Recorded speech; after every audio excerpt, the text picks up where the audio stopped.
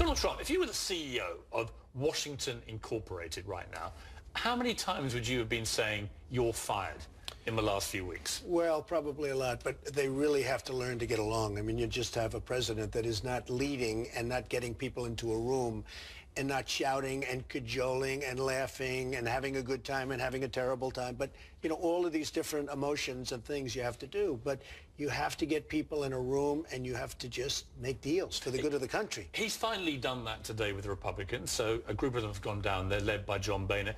Many people are criticizing both Speaker Boehner and the president for not doing enough talking in the previous few weeks. Just in the Clinton-Gingrich era, they talked all the time.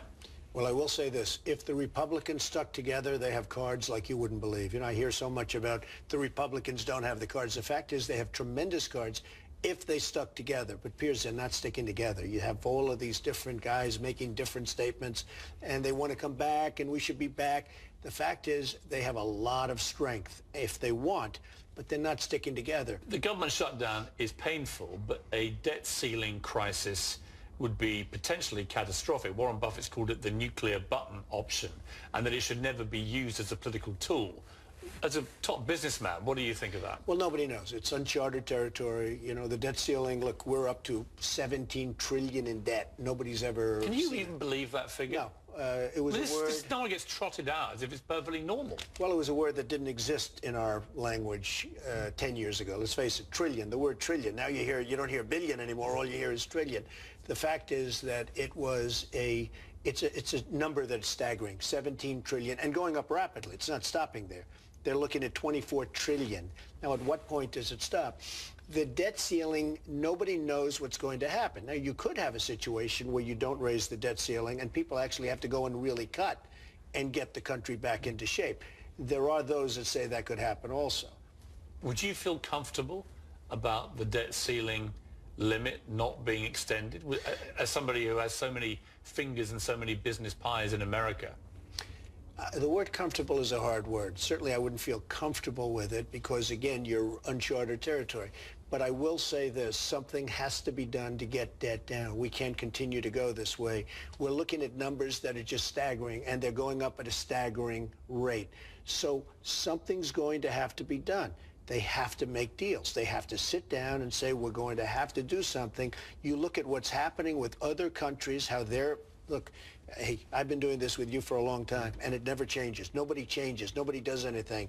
When you look at China, when you look at some of the other countries, the way they take advantage of this country, China gets their oil, and they come through the straits. Now, they come through the straits. We protect the straits.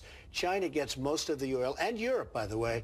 We get 10% of the oil, and yet we spend all of the money of the mill. Why aren't people reimbursing us for this? Why aren't people helping us? Why aren't people doing things? We cannot continue to spend the way we're spending. And really, to a large extent, it's to the benefit of others. And in particular, I mean, China's the worst abuser. There's no question about it. But virtually every country that does business with us as a country takes advantage of the United States. From a business point of view, though, China's been extremely smart with America. It's bought up more and more American debt. It's very smart. Nearly a third of American debt is owned by the Chinese. If there was to be a default on the debt ceiling, the first people that would get paid would be the Chinese with their bonds, because otherwise the whole pack of cards comes down. I mean, their power, if there is a default on the American debt, increases pretty rapidly. Well, I guess you could say that. But look, China's already been lecturing us, don't let this happen. Can you believe this? We put ourselves in a position. Can you laugh at them saying that? Well, I can't laugh. In a wry way? I think you could cry. I'm not sure about the word laugh. I mean, it's sad how we put ourselves in this position. But laugh at the effrontery, because actually they have a position of strength, don't they? They have played us. Nobody's ever played us like that, other than OPEC. I would say OPEC maybe even has played us better. But I use them as the two chief abusers, China and OPEC. Nobody's played us like those two. But China, when you think of it, what they've done is, in the history of the world, there has never been any country that has manipulated their currency to their benefit like China has. They manipulate their currency. They take our jobs through this manipulation. What they do once our companies go there is incredible, because they put rules and regulations on those countries. I mean, when Caterpillar makes tractors, they don't want them made in the United States. They want them made in China. They also want all of the information, all of that incredible technology. They want all, and they ask for things that we don't even think of asking. And by the way, they tax our products when we send them. How did you feel when you heard that the death payments to the widows and families of dead servicemen and women in the American military were not going to be paid. Well, I thought it was one of the most outrageous things I've ever heard, and I've been doing this for quite a while. I've seen a lot of crazy things, stupid things, horrible things, and I guess you put this in the category of all of the above. I actually tweeted that if the government doesn't pay it, I will. And I assume in some form they're going to get paid because I haven't heard back. But a lot of people respected what I said. I think it's horrible. Here you've lost a son or a daughter that you love and cherish. And then on top of it, the government says, well, we don't have the money to pay for the funerals and for the death. I mean, it's incredible. So when you say, how do you feel about it? I thought it was outrageous. Let's take a short break. When we come back, I want to talk about the art of the deal. You've written a book called The Art of the Deal. You know Speaker Boehner well. You know the president, obviously. I want to work out from you how these guys can get together and do better business. Okay. Donald Trump, when you look at John Boehner and Barack Obama as businessmen, putting aside your clear leaning towards the Republicans, but just a straightforward businessman, there seems to be a real problem there, the way both of them conduct business. John Boehner hasn't got control of his party. The president won't negotiate in a way that people think he should do. Regardless of how this current shutdown all washes up, what advice do you give them about the art of doing a deal, of doing business? Well, I think one of the biggest problems they have, they don't like each other. When you don't like each other, it's very hard to make a deal. And you understand that. It's common sense. But they don't like each other. There's tremendous animosity. And I see it. I mean, when I watch them, I know John Boehner, and I like him. He's actually a good man. He's working very, very hard. And he's got probably the second most difficult job. I mean, he has got some tough job. But what would you do about the Tea Party, Ted Cruz and those guys, 40 people in his party, effectively holding the entire country to ransom? But you see, I'm a believer in the Tea Party because what they want is what's really right for this country. They want something to be done about this horrendous debt, something to be done about a lot of different things going on in the country. I mean, our country is in a free fall, and these are good American people. These are great American people. So, you know, sometimes severe, sometimes not so severe, but what they do want, what's good for the country. Now, the speaker has to be able, and the president, to get along together. When they played golf, everybody called me, oh, they're playing golf. What do you think? They thought I was going to say negative about them playing golf. I thought that was the greatest thing. They could get along. The problem is they only played one round. They got to play a lot. They got to get along. They've got to be led, and we're not being led. Now, in all fairness to the president, he's never been a deal maker. He never made deals before he became a senator. Is that a problem, do you think, for him? I think it is, because I don't think he's a natural deal maker. You know, it's like sports. You have natural hitters in baseball and natural shot makers in basketball and natural putters in golf. He's not a natural deal maker. It doesn't come naturally to him. So he's got to use other people. He's got to do something, because right now, you know, again, when he said, I'm not negotiating, that's fine, but then you have to negotiate. Right.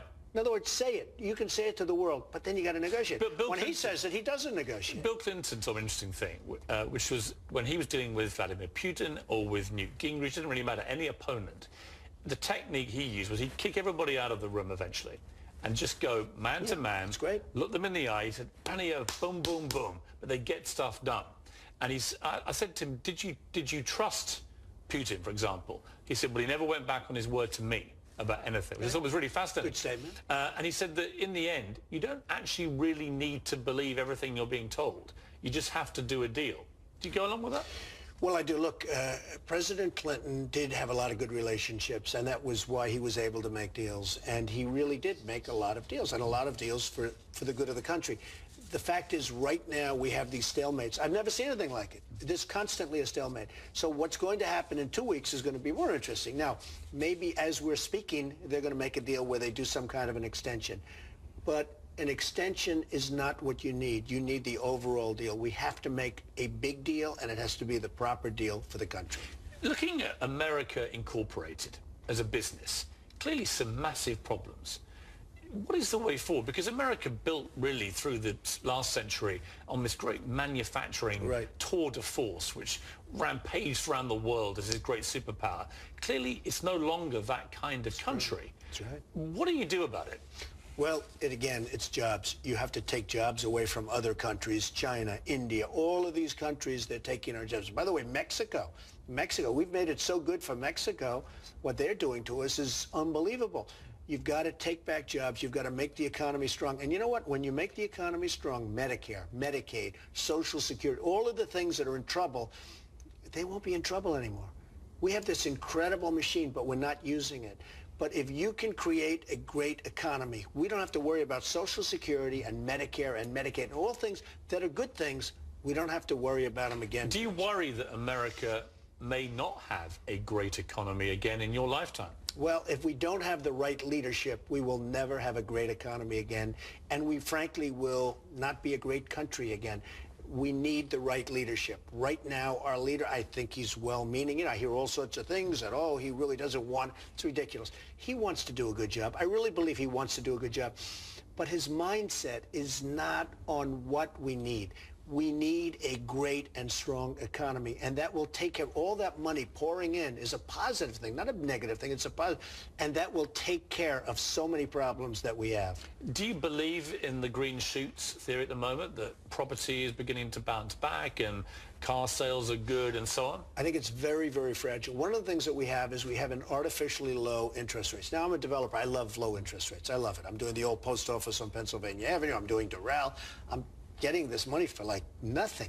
But that's artificial. It's not going to be that way. Don't forget, the biggest thing is when the government borrows money and pays interest, it's paying so low right now.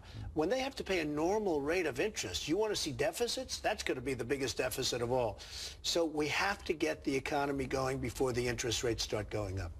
How do you feel when I heard the Statue of Liberty was being closed down because of the shutdown?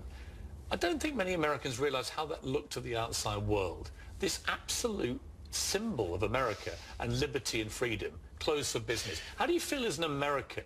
You know, there's been 17 shutdowns since the early 70s. It's nothing new, and some have been Democrat, some have been Republican, in fact, more Democrat. But as an American, do you not feel embarrassed when this kind of thing happens? Well, you know, when the Statue of Liberty, Piers, was closed and they announced and everything, I thought it was very bad. When the soldiers weren't able to get the money, the families of the soldiers, to be buried, that to me hit me much harder. The Statue of Liberty, it'll open. But a case where you lost your son or daughter and you can't get money from the United States, you can't get burial, they call it burial money, that to me hit me much harder. I thought that was just horrendous. I thought that was the worst. That was one of the worst things I've ever heard about this country. And we'll be right back. Finally, Miley Cyrus